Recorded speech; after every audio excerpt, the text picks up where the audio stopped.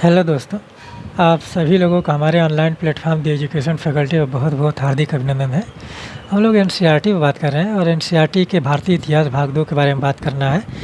और आप देखेंगे कि जो भाग 1 है एनसीईआरटी का क्लास 12th की पुस्तक है और ये भारतीय इतिहास है, 3 भाग में है 12वीं की। तो वहाँ भारतीय इतिहास भाग 1, 2 और 3 करके है। ठीक है, तो भाग 1 कंप्लीट हो चुका है। भारतीय इतिहास भाग 2 का यह दूसरा अध्याय है आप लोगों का। और आप देखेंगे कि हम लोग बहुत दिनों के बाद मिल रहे हैं, तो दिवाली के उपलक्ष्य में आप लोग रिवीजन किए होंगे और त्यौहार आप लोगों का अच्छे से मना होगा। तो चलिए आज हम लोगों को बात करना है भक्ति सूफी परंपराएं, धार्मिक विश्वासों में बदलाव और ग्रंथ, लगभग 8वीं से 18वीं शताब्दी। ठीक है, तो हम पहले आप लोगों को पुस्तक दिखा देते हैं कि कौन सी पुस्तक हम लोगों को पढ़नी है। इस पुस्तक को ध्यान से देख लीजिए। भाग 2 के बारे में हम लोगों को पढ़ना है, कक्षा 12 की पुस्तक है। और हम लोगों को आज पढ़ना है भक्ति सूफी परंपरा, धार्मिक विश्वासों में बदलाव और श्रद्धा ग्रंथ। ठीक है, तो आज हम लोग इंट्रोडक्शन लेंगे कि कैसे हम लोगों को पढ़ना है, क्या हम लोग पढ़ेंगे और किस तरह से हम लोगों का पढ़ना है। और अब देखेंगे कि एनसीईआरटी जो है हम लोग एक डेवलपमेंट के रूप में देखा जा रहा है कि किस प्रकार से भारत में संरचनाएँ हुई, विकास हुए, नगरों का निर्माण हुआ, फिर उसके बाद समाज का निर्माण हुआ और देखेंगे कि अर्थव्यवस्था निर्माण हुई, राजनीति का निर्माण हुआ और धर्म किस प्रकार से बने हैं भारत में। उन सारी चीज़ों को हम लोग एक विकास के रूप में देखा जा रहा है। ठीक है, तो यहाँ पर देखिए कि हम लोगों को जो इस अध्याय में पढ़ना है, विषय 6 आप लोगों का दिया हुआ है। और इसमें आप देखेंगे कि भक्ति सूफी परंपराओं यानी कि भक्ति आंदोलन, मध्यकाल में जो भक्ति आंदोलन हुआ था उनके बारे में हम लोगों को पढ़ना है। और आप देखेंगे कि अभी भाग 1 में ही हम लोगों ने भक्ति आंदोलन को देखा था प्राचीन काल के संदर्भ में, जिसमें हम लोग बौद्ध धर्म, जैन धर्म, भागवत, शैव, शाक्त सबके बारे में पढ़ा था। तो वहाँ पर जिस तरह से परंपराएं चली आ रही थीं, आप देखेंगे कि जब भारत में इस्लाम का आगमन होता है, इस्लाम धर्म का आगमन होता है, तो वहाँ से जो परंपराएं हैं धीरे धीरे बदलना प्रारंभ हुई। ठीक है, और वहाँ पर जो आप देख रहे हैं कि यहाँ पर प्राचीन काल में, तो वहाँ पे भी अब जो भक्ति की परंपराएं चली उसमें बहुदेववाद के लक्षण देखने को मिल रहे थे। और सारे के सारे जो हैं वहाँ पर ब्राह्मण धर्म की परंपराओं से निकल कर आ रहे थे। ठीक है, और जिसमें आप देखेंगे कि जैन धर्म, बौद्ध धर्म को ब्राह्मण धर्म की परंपराओं में जोड़ने का प्रयत्न किया गया, लेकिन जो भागवत धर्म है, वैष्णव धर्म है, शैव धर्म है, शाक्त धर्म है, ये सारे धर्म जो हैं आपके ब्राह्मण धर्म की परंपराओं से निकल कर आए। और ईसाइयों के बारे में हम लोगों ने कहा कि हमने कहा था कि आप लोगों को वर्ल्ड हिस्ट्री जब पढ़ाया जाएगा तो उसमें हम लोग बात करेंगे।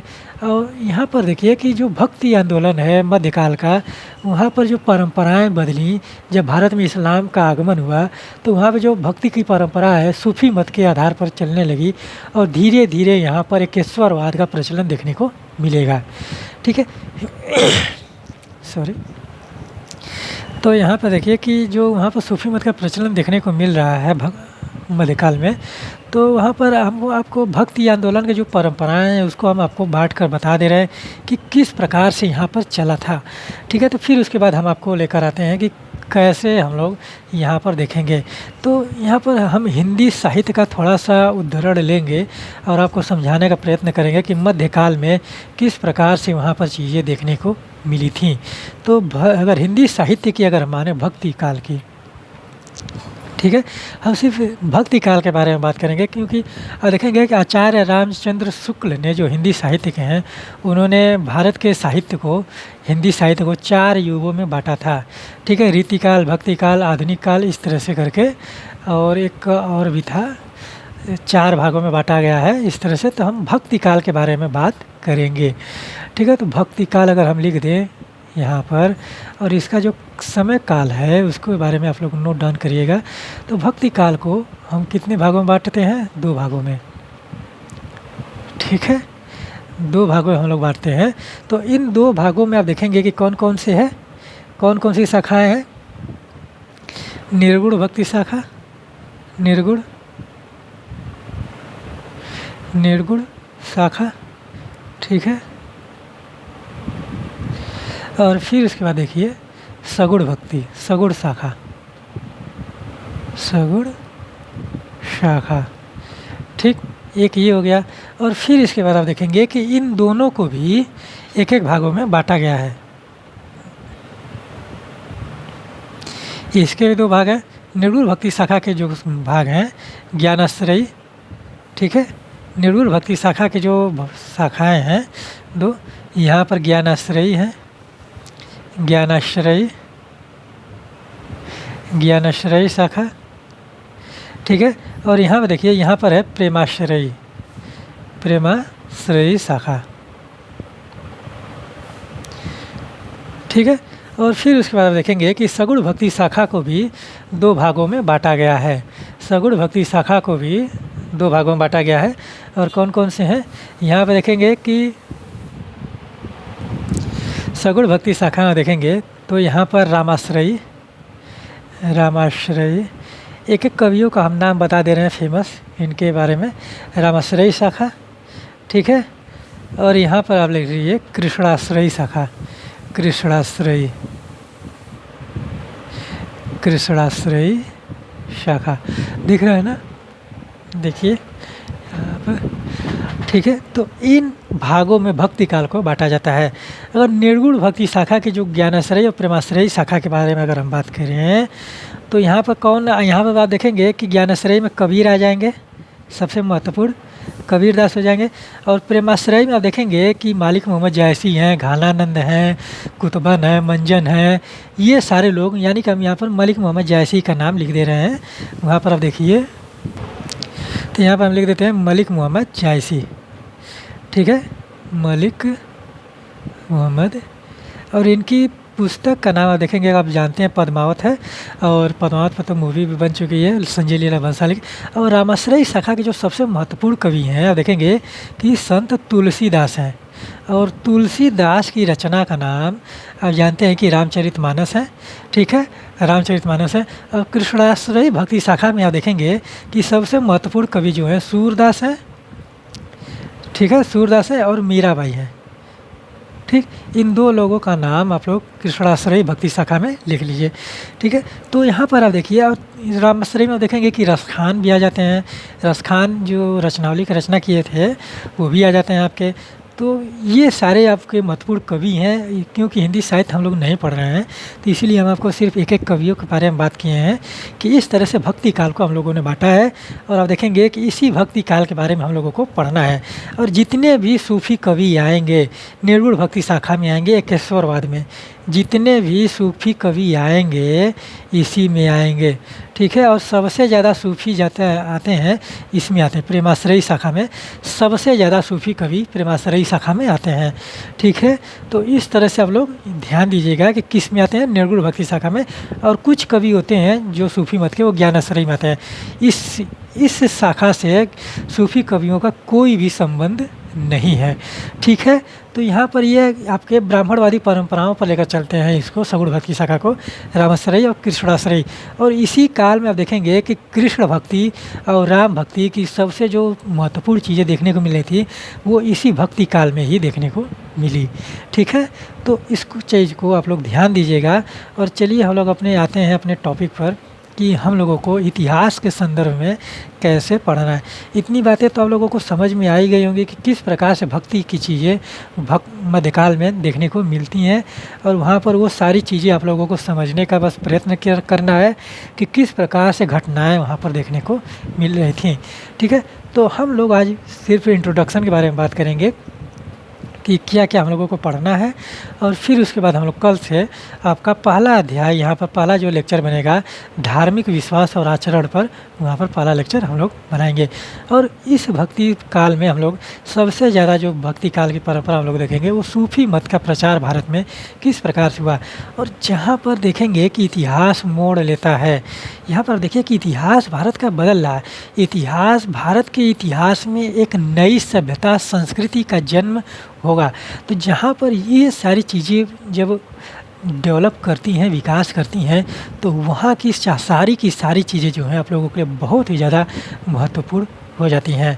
तो वहाँ से प्रश्न बनते हैं, निश्चित ही बनेंगे।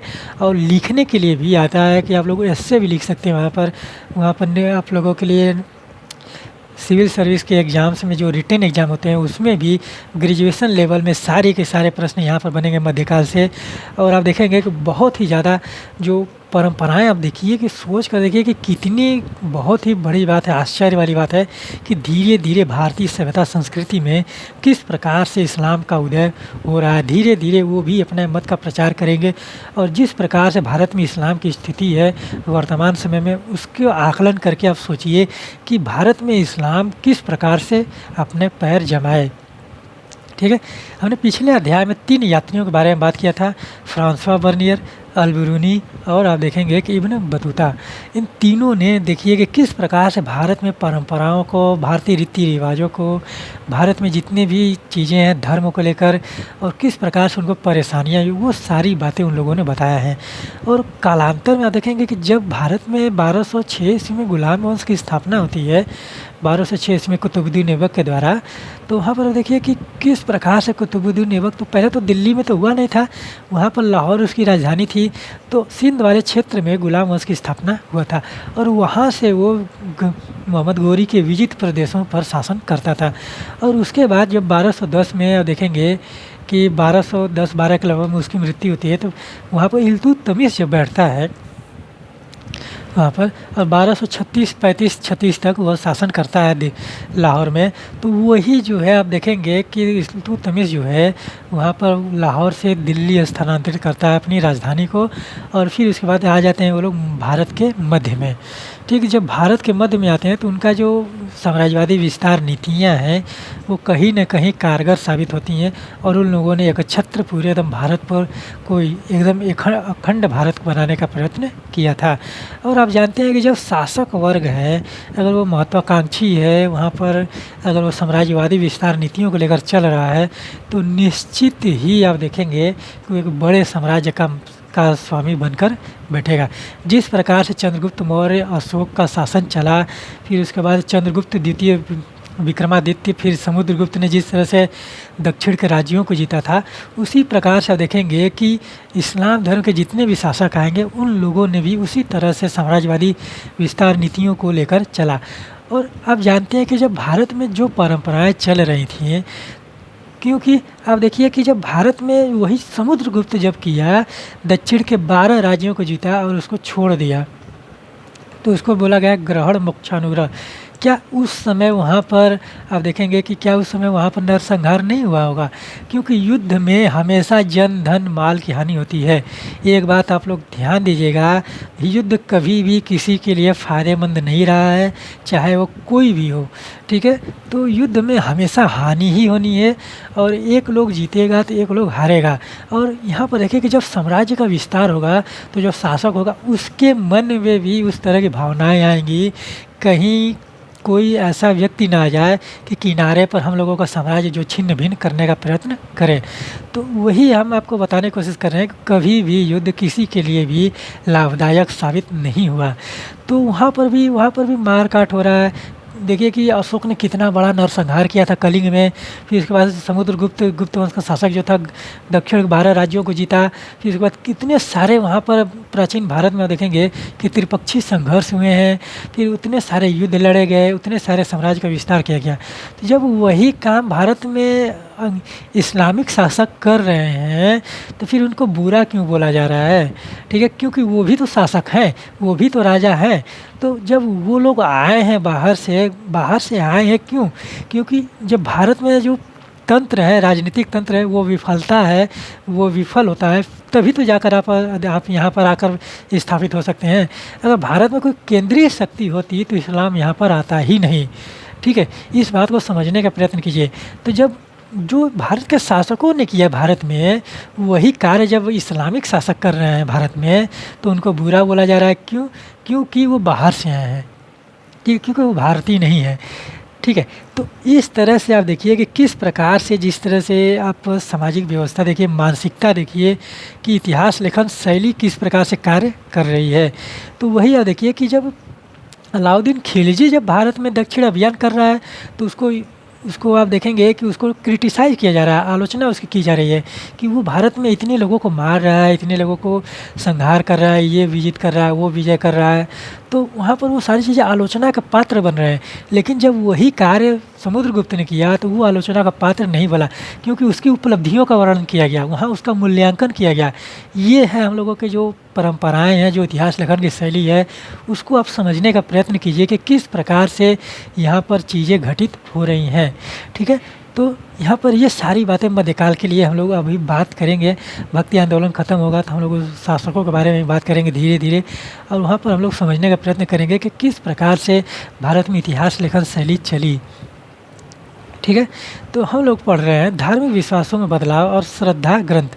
तो यहाँ पर धार्मिक विश्वासों में बदलाव का मतलब आप हमने अभी बताया कि जहाँ पर इतिहास का नया लेखन शुरू होता है, जहाँ पर इतिहास मोड़ लेता है, जहाँ पर इतिहास बदलता है किसी देश का, तो वो सारी चीज़ें जो हैं आप लोगों के लिए महत्वपूर्ण हो जाती हैं। किस प्रकार से गंगा घाटी में धर्मों का प्रसार प्रचार हुआ प्राचीन काल में, और किस प्रकार से धर्म जो है संप्रदाय, अब यहाँ पर देखेंगे कि जो यहाँ पर मध्यकाल में जो है भक्ति आंदोलन है, वहाँ पर कोई भी धर्म जो है आप लोगों को एकदम वर्चस्व स्थापित करने के लिए नहीं देखेगा कि कोई ऐसा धर्म हो जो मध्यकाल में पूरे एकदम भारत पर वर्चस्व स्थापित कर ले। ऐसा कोई भी धर्म वहाँ पर नहीं देखने को मिलेगा, चाहे आप ब्राह्मण धर्म की संकल्पना को ही क्यों न ले लें। ठीक है, तो वहाँ पर कोई भी केंद्रीय धर्म नहीं बनेगा, और आप देखेंगे कि यहाँ पर कई संप्रदाय आपस में बट जाएंगी, और सारे के सारे संप्रदाय जो हैं आपके उत्तर भारत में बटेंगे, और दक्षिण भारत में अलवार और नयनार संत हैं वहाँ पर आप देखिए, क्योंकि वो आप लोगों को देखेंगे कि वो प्राचीन काल में ही थे। तो ये जो सारे संप्रदाय निकल कर आएंगे वो आपके उत्तर भारत के गंगेटिक वैली यानी कि गंगा घाटी में निकल कर आएंगे। वहीं पर आप देखेंगे कि सूफी मत का प्रचार होगा, वहीं पर आप देखेंगे कि निर्गुण भक्ति शाखा, सगुण भक्ति शाखा निकल कर आएगी, वहीं पर कबीर निकल कर आएंगे, गुरु नानक निकल कर आएंगे, और फिर वहाँ पर आप देखिए कि रामानंद निकल कर आएंगे, रायदास निकल कर आएंगे, मीराबाई निकल कर आएंगी। तो ये सारे के सारे जो है सूरदास और तुलसीदास, ये सारे लोग यहीं पर निकल कर आएंगे, और यहीं से जो भारत का इतिहास है, जो भारत के धार्मिक परंपराएं हैं, यही से पूरा एकदम बदल कर रह जाएंगी। लेकिन उसमें एक चीज़ आप लोगों को ध्यान देने के लिए है कि जब इतिहास बदलेंगी तो अपने पूर्ववर्ती जो विचारधाराएं हैं और जो पूर्ववर्ती परंपराएं हैं और जो पूर्ववर्ती वहाँ पर रूढ़िवादी चीज़ें देखने को मिल रही थी और वहाँ पर रीति रिवाज जो हैं वो उनसे अनुसरण करके ही आगे बढ़ेंगी। इस बात का आप लोगों को ध्यान देना है कि कोई भी सभ्यता संस्कृति जब बदलती है तो उसमें कुछ न कुछ लक्षण जो है पूर्ववर्ती सभ्यता संस्कृति के होने अवश्यंभावी हैं। और जिस प्रकार से इस्लाम का उदय हुआ, हमने आपको बात किया था कि अब जहाँ पर देखेंगे कि जहाँ पर इस्लाम का उदय हुआ वहाँ की भौगोलिक स्थिति देखिए, वहाँ का वातावरण देखिए, वहाँ का वायुमंडल देखिए, तो वहाँ पर आप देखेंगे कि किस प्रकार से वहाँ पर इस्लाम उदय हो रहा है। तो हमने आपसे कहा था कि अगर कोई धर्म कहीं पर उदय हो रहा है, पनप रहा है, विकास कर रहा है, तो वहाँ के भौगोलिक स्थिति, वायुमंडल, वातावरण का हर एक चीज़ पर प्रभाव पड़ेगा। ठीक है, यहाँ पर देखिए कि रहन सहन, खान पान, हर एक चीज़ पर प्रभाव पड़ेगा। तो यहाँ पर आप देखिए कि जब मध्यकाल में जब इस्लाम धर्म का उदय होता है गल्फ अरब कंट्रियों में, तो वहाँ पर देखिए कि वहाँ पर किस प्रकार से इस्लाम है। और जब भारत में आया इस्लाम धर्म 1206-1210 के लगभग में आप देखेंगे कि गुलाम वंश की स्थापना होती है 1206 में गुलाम वंश की। तो जब वहाँ पर जब इस्लाम धर्म का प्रचार प्रसार करना प्रारंभ किया गया तो देखेंगे कि ये जो इस्लाम धर्म यहाँ पर पनपा वो पूरा का पूरा एकदम डिफरेंट हो गया। कहाँ से? गल्फ़ अरब कंट्रियों से यहाँ का इस्लाम जो है एकदम डिफरेंट, टोटल डिफरेंट हो गया था। ठीक है, क्योंकि यहाँ पर देखेंगे कि यहाँ के वातावरण वहाँ के जैसे नहीं है, वायुमंडल वहाँ का उस तरह से नहीं है, भौगोलिक दशाएँ यहाँ की उस तरह से नहीं है। तो इसीलिए यहाँ का जो इस्लाम है आज भी वर्तमान समय में देखिए कि जो भारत में इस मुसलमान हैं और जो गल्फ़ कंट्रियों में मुसलमान हैं, अरब कंट्रियों में मुसलमान हैं, उनके इन दोनों लोगों में ज़मीन आसमान का फ़र्क नज़र आप लोगों को आएगा। क्योंकि जो यहाँ पर मुसलमान है ये भारत के सभ्यता संस्कृति में मिलजुल गए। ठीक है, जब मिलजुल गए तो यहाँ की जो इनकी भाषा शैली हो गई, रहन सहन हो गए, खान पान हो गया, पहनावा हो गया, वो सारी चीज़ें अरब कंट्रियों से डिफरेंट हो गया था। तो जब वो सारी चीज़ें बदलने लगीं तो यहाँ पर जाहिर सी बात है कि इनके जो धार्मिक परंपराएं हैं वो भी बदलना अवश्यंभावी होगा। तो ये सारी बातें आप लोग समझिए, और यही बात किया जा रहा है कि धार्मिक विश्वासों में बदलाव। ठीक है, और फिर श्रद्धा ग्रंथ। तो जब वो लोग बदले तो यहाँ पर बहुत सारे ग्रंथों की रचना हुआ है। और वही चीज़ आप लोगों को ब्राह्मण धर्म की परंपराओं में भी देखने को मिलेगा, क्योंकि जिस तरह से ब्राह्मण धर्म की परंपराएं लेकर चल रहे थे, रूढ़िवादी परंपराएं, क्योंकि उसने समाज को एकदम निम्न कोटि का बना दिया था। किस प्रकार से देखेंगे कि गुप्त काल में जो भारत में समाज है, फिर उसके बाद राजपूत काल में जो भारत में समाज है, वहाँ पर जो सामाजिक परंपराएं, इतनी रूढ़िवादी परंपराएं, इतने कंजर्वेटिव चीज़ें वहाँ पर चली गई थी कि वो समाज का एकदम हानिकारक थी। ठीक है, वहाँ पर जो बाल विवाह हो गया, सती प्रथा, वो समाज में एकदम जम गए थे कि वहाँ पर वो सारी चीज़ें एकदम परमानेंट हो गई थी। उन सारे जो बायाडंबर थे, जो कुरीतियाँ थीं, जो बुराइयाँ थीं, उन सभी समाजों से दूर करने के लिए यहाँ पर एकेश्वरवाद पर ज्ञानाश्रयी शाखा का उद्भव हुआ था, जो हमने अभी भक्ति काल में बताया। ज्ञानाश्रयी शाखा, सगुण भक्ति, निर्गुण भक्ति शाखा के, तो उन्हीं सारी परंपराओं, रूढ़िवादी परंपराओं को, बुराइयों को, कुरीतियों को, बायाडंबरों को, अंधविश्वासों को दूर करने के लिए यहाँ पर आप देखेंगे कि कबीर दास जैसे, फिर रामानंद हो गए, फिर उसके बाद रामानंद तो आप देखेंगे कि राम भक्ति शाखा से शायद संबंधित है, तो वहाँ पर कबीर हो गए। और फिर उसके बाद जो देखिए वहाँ पर और भी, जैसे कि दादू पंथ हो गया, नाथ पंथ हो गया, इस प्रकार से नाथ पंथ आपके सब संप्रदाय संबंधित है। लेकिन जो नाथ पंथ है, आप देखेंगे कि वहाँ पर नाथ पंथ जो एकेश्वरवाद को लेकर चलता है। ठीक है, तो वो सारी चीज़ें जो वो एकेश्वरवाद को ज्ञानाश्रयी शाखा को लेकर चली, तो उन लोगों ने क्या किया कि भारत में जो समाज है, जो वहाँ पर सामाजिक व्यवस्थाएं हैं, उनको बदलने का प्रयत्न किया था। तो वहाँ पर वो सारी चीज़ें निकल कर आई। और फिर उसके बाद जब ब्राह्मण धर्म की परंपराओं को अगर हम लेकर देखें, तो उनमें से जो दो शाखाएं निकल कर आई थी, कृष्णाश्रयी और प्रेमाश्रयी, तो वहाँ पर जब देखेंगे कि रामाश्रय और कृष्णाश्रय, तो वहाँ पर देखेंगे कि रामायण और महाभारत की पूरा एकदम पूर्ण रूप से रचना हो चुकी है। और महाभारत में आप देखेंगे कि श्री कृष्ण है और रामायण में राम है। तो वहाँ पर जब रामायण की परिकल्पना की गई, तो वहाँ पर देखेंगे कि रामायण तो प्राचीन ग्रंथ है, तो रामायण का अध्ययन करके गोस्वामी तुलसीदास ने बनारस में, वाराणसी में, आप देखेंगे कि वही तुलसी घाट है, वहीं पर लिखकर उन्होंने बैठकर रामचरितमानस की रचना की। और उन्होंने रामचरितमानस को इतने, आप देखेंगे कि किस प्रकार से, जब देखेंगे कि जो रामचरितमानस है तुलसीदास का और जो वाल्मीकि का रामायण है, उसमें बहुत ही ज़्यादा डिफरेंसेस हैं, बहुत ही ज़्यादा डिफरेंस है। उसको आप समझने का प्रयत्न कीजिए कि जब तुलसीदास रामायण लिखना प्रारंभ किए, तो निश्चित ही है, ये एकदम अवश्यंभावी है कि रामचरितमानस में तुलसीदास ने अपने तरफ से भी कुछ चीज़ें डाली होंगी। हमने आपको समाजशास्त्र के स्टेटमेंट बताया था एक बार कि अगर कोई समाजशास्त्री, कोई लेखन शैली चल रही है, कोई परंपरा चल रहा है, तो उस समाज के प्रति उसका जैसा दृष्टिकोण होगा, उसी के बारे में उस तरह से उसका सबसे ज़्यादा उद्घृत करेगा। तो जाहिर सी बात है कि जब तुलसीदास ने रामचरितमानस की रचना की, तो उन्होंने अपने तरफ से भी कुछ न कुछ डालने का उसमें प्रयत्न किया होगा, जोड़ने का प्रयत्न किया होगा। तो आप सोचिए कि जो रामायण की पांडुलिपियाँ थी भारतवर्ष में हर एक क्षेत्र में अलग अलग पांडुलिपियाँ देखने को मिल रही थी। और वही भक्ति काल में आप देखेंगे कि जब सगुण भक्ति शाखा निकल कर आता है, रामाश्रयी शाखा, तो उसमें रामचरितमानस की रचना करते हैं गोस्वामी तुलसीदास। उन्होंने सारे रामायणों को मिलाकर एक रामायण बना दिया और कुछ अपने से वहाँ पर चीज़ें जोड़ दी थी।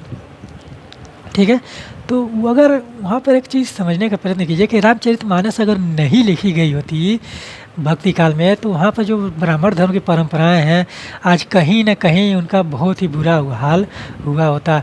क्योंकि जब अब जिस तरह से कबीर की भावनाएं चल रही थी, विचारधाराएं चल रही थी, और जिस तरह से एकेश्वरवाद का प्रचलन चल रहा था भारत में, तो उन लोगों ने जिस प्रकार से समाज का सुधार करने का प्रयत्न किया, और जिस तरह से प्रेमाश्रयी शाखा जो है निर्गुण भक्ति शाखा के, तो उन लोगों ने जिस तरह से अलौकिक प्रेम की बात किया था, और जिस तरह से उन्होंने जो प्रेम का स्वभाव है उसको एकेश्वरवाद से जोड़ने का प्रयत्न किया, वो कहीं न कहीं समाज को अच्छा लग रहा था और समाज धीरे धीरे परिवर्तन हो रहा था। ठीक है, तो वहाँ पर जब रामचरितमानस की रचना हुई गोस्वामी तुलसीदास ने, वहाँ पर फिर से पुनः आप देखेंगे कि ब्राह्मण धर्म की परंपराएं जो हैं समाज में उस तरह से स्थापित होना प्रारंभ हो गई थी। और फिर वहाँ पर अगर कृष्णाश्रयी भक्ति शाखा के सूरदास के बारे में अगर हम बात करें, और मीराबाई के बारे में अगर हम बात करें, तो अगर आप देखेंगे कि जिस तरह से इन लोगों की परंपराएं हैं, और जिस तरह से सूरदास के बारे में बोला जाता है कि सूरदास अंधे थे, और फिर उसके बाद भी आप देखेंगे कि सूरदास ने जिस प्रकार से रचनाएं की हैं, जिस तरह से उन्होंने साहित्य लहरी, सुर सरावली की रचना किया, तो उन्होंने इस प्रकार से जीवंत रचना किया है कि कई ऐसा लगता है कि जैसे कि सूरदास एकदम अपने आँखों देखी हाल बता रहे हैं। तो इस तरह की परंपराओं ने इस तरह की चीज़ों ने आप देखेंगे कि कहीं न कहीं भारत में ब्राह्मण धर्म की परंपराओं को सुरक्षित रखने का प्रयत्न किया। तो इन सारी बातों को आप देखेंगे कि किस प्रकार से 8वीं से 18वीं सदी तक जो बदलाव देखने को मिल रहे हैं हमको धार्मिक परंपराओं में, भक्ति सूफी परंपराओं में, तो वो सारी चीज़ें हम लोगों को देखने को मिलेगा। क्योंकि अब देखिए कि एक नया धर्म भारत में आ रहा है और एक धर्म का धीरे धीरे पतन हो रहा है, फिर उसके बाद वो धर्म फिर से समाज में स्थापित होने का प्रयत्न करेगा और जो परंपराएं चलेंगी, एकेश्वरवाद की परंपरा चलेगी, वो आप देखेंगे कि बहुत ही ज़्यादा हर एक चीज़ में देखने को मिलेगा। ठीक है, आप रामचरितमानस देखिए, वहाँ पर भी तो एकेश्वरवाद की परंपरा है, लेकिन जिस प्रकार से वहाँ पर एकेश्वरवाद से आप इस तरह समझ लीजिए कि जो ठीक है, तो वहाँ पर जो केंद्रीय संकल्पना की गई है, केंद्रीय ईश्वर की संकल्पना की गई है, भगवान श्री राम की तो संकल्पना की गई है। तो केंद्र में जो है वहाँ पर वो भगवान श्री राम है, इसीलिए वहाँ पर देखेंगे कि रामचरितमानस जो है एकेश्वरवाद को लेकर चलती है।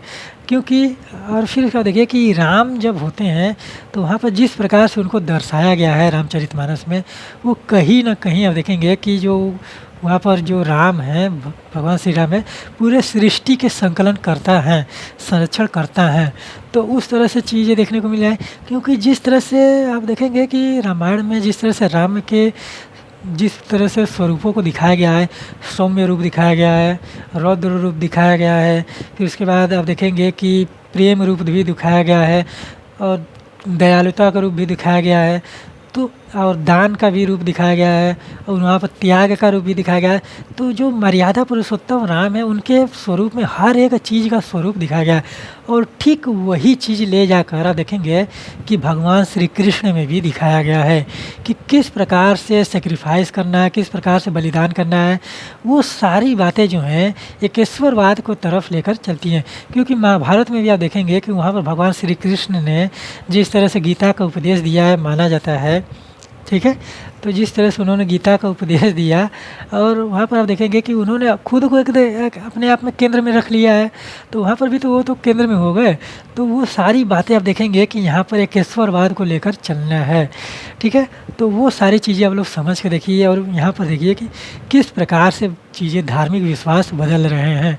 ठीक है, तो यहाँ पर देखिए कि यहाँ पर लिखा है कि अध्याय 4 में हमने पढ़ा था, यहाँ पर 4 का मतलब यहाँ पर देखिए कि अध्याय 4 का संबंध इससे है कि हम लोगों ने जो प्राचीन काल में जो धार्मिक परंपराएं पढ़ा था, ठीक है, कि प्रथम सहस्त्राब्दी यानी कि 1000 वर्ष तक, सहस्त्राब्दी यानी कि 1000 के मध्य तक आते थे भारतीय उपमहाद्वीप का परिवेश धार्मिक इमारतों, स्तूप, विहार और मंदिरों में चिन्हित हो गया। यदि यह इमारतें किसी विशेष धार्मिक विश्वासों आचरणों का प्रतीक है, वहीं अन्य धार्मिक विश्वासों का पुनर्निर्माण हम साहित्यिक परंपरा जैसे पुराणों के आधार पर भी कर सकते हैं, जिनका वर्तमान स्वरूप लगभग उसी समय बनना आरंभ हो गया था। ठीक है, फिर इसके बाद देखिए कि इसके अलावा ऐसे धार्मिक विश्वास भी हैं जो साहित्यिक और दृष्टिक दोनों ही दस्तावेजों से अत्यंत धूमिल हैं। इस काल में नूतन साहित्य स्रोतों में संत कवियों की रचनाएं हैं, जिनमें उन्होंने जनसाधारण की क्षेत्रीय भाषाओं को मौखिक रूप में अपने को व्यक्त किया था। यह रचनाएं जो अधिकतर संगीतबद्ध हैं, संतों के अनुयायियों द्वारा उनकी मृत्यु के उपरांत संकलित की गई। ये परंपराएं प्रवाहमान थी। अनुयायियों की कई पीढ़ियों ने मूल संदेश का न केवल विस्तार किया, अपितु उन विचारों को जो भिन्न राजनीतिक, सामाजिक और सांस्कृतिक संदर्भ में संदिग्ध व अनावश्यक लगे, उन्हें या तो परिवर्तित कर दिया अथवा त्याग दिया। इन स्रोतों का मूल्यांकन इतिहासकारों के लिए एक चुनौती है। इतिहासकार इन संतों, कवियों के अनुयायियों जो उनके संप्रदाय से थे द्वारा लिखी गई उनकी जीवनियों का इस्तेमाल भी करते हैं। हालांकि यह जीवनियाँ अक्षरशः सत्य नहीं है, तथापि इनमें यह ज्ञात होता है कि अनुयायी इन पथ प्रदर्शक स्त्री पुरुषों के जीवन को किस तरह देखते थे। जैसा कि हम देखेंगे कि यह स्रोत एक क्रियात्मक और विविध दृश्य योजना को समझने की अंतर्दृष्टि प्रदान करते हैं। आइए अब हम इन कुछ कुछ ठीक है, तो इस तरह से यहाँ पर ही देखिए कि किस प्रकार से यहाँ पर इंट्रोडक्शन दिया गया है कि जो धार्मिक परंपराएं किस प्रकार से बनी, किस प्रकार से लिखी गई, और यहाँ पर देखिए कि किस प्रकार से यहाँ पर जो इतिहासकार हैं उनके लेखन शैली में जो जटिलताएँ हो गई हैं, जितनी समस्याएँ आ रही थी वो किस प्रकार से होंगी, उसको हम लोग इस अध्याय में देखेंगे। इस मूर्ति को आप देखिए कि ये कब की मूर्ति बनी हुई है, कि मणिक चक्कार की 12वीं शताब्दी की कांस्य मूर्ति। ठीक है, तो मूर्ति परंपरा हमने आपको बताया था कि मूर्ति परंपरा प्राचीन काल से प्रारंभ हो गई थी, तो उसको आप लोग ध्यान दीजिए और पिछले रिवीजन करते रहिए, तो रिवीजन करेंगे आप लोगों को का तो बहुत ही ज़्यादा सही रहेगा।